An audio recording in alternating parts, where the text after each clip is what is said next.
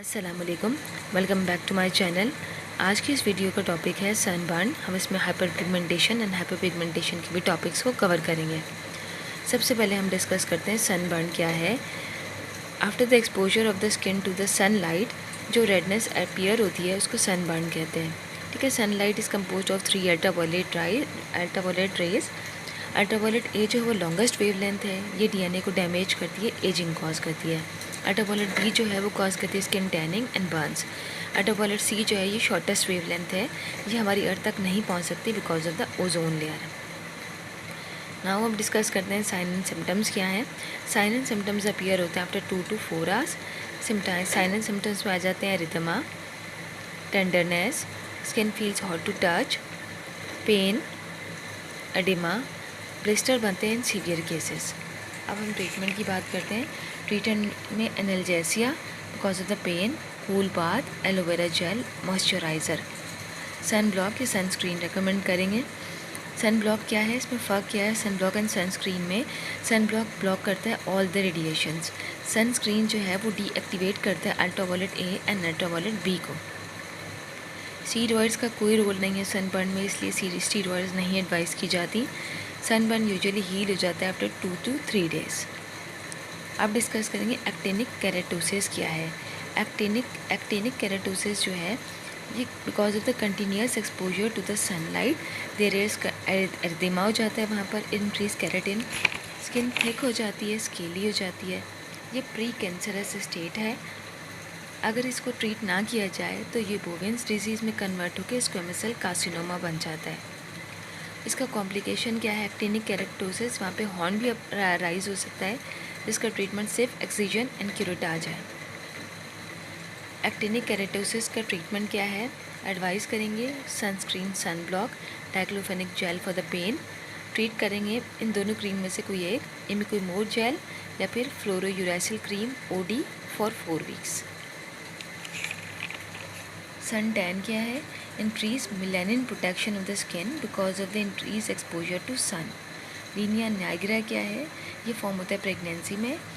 It is a vertical line on the abdomen because of the increase estrogen and increase melanin. अब generalize hyper pigmentation.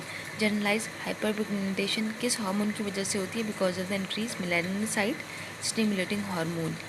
ये कौन कौन सी disease में increase होता है ये hyper pigmentation, Addison disease, acromegaly and hemochromatosis में।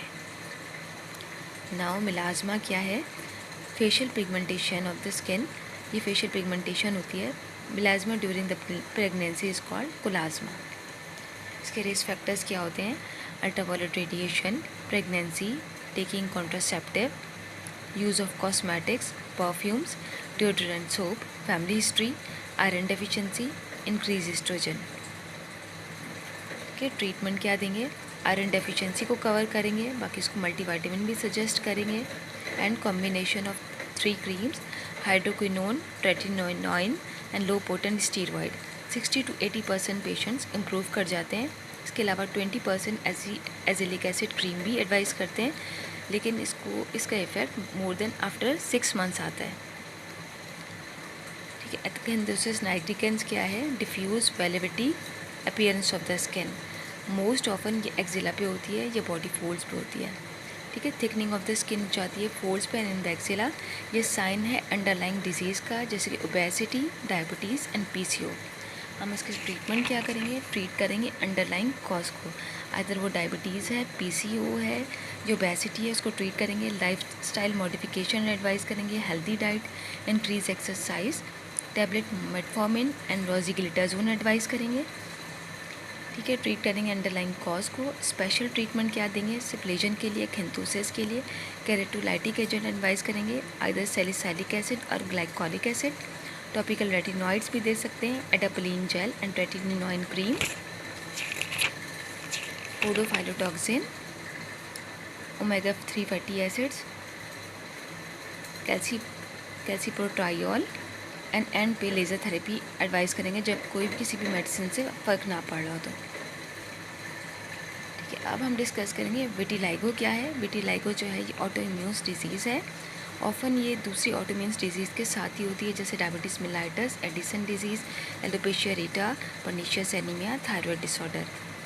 अच्छा बेटे, लोगों को हम कैसे कंफर्म करते हैं? इसको वुड लाइट के अंदर देखा जाता है तो बिल्कुल प्योर क्लियर वाइट से पैच होता है। इसकी मैनेजमेंट क्या है?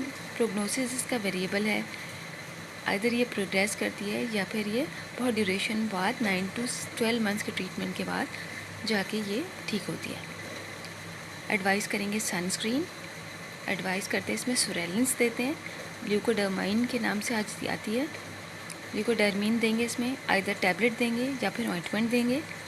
ये ल्यूकोडर्मीन क्या करती है, ये सोरेलिन्स क्या करती हैं, ये स्टिमुलेट करती है मेलानोसाइट्स को।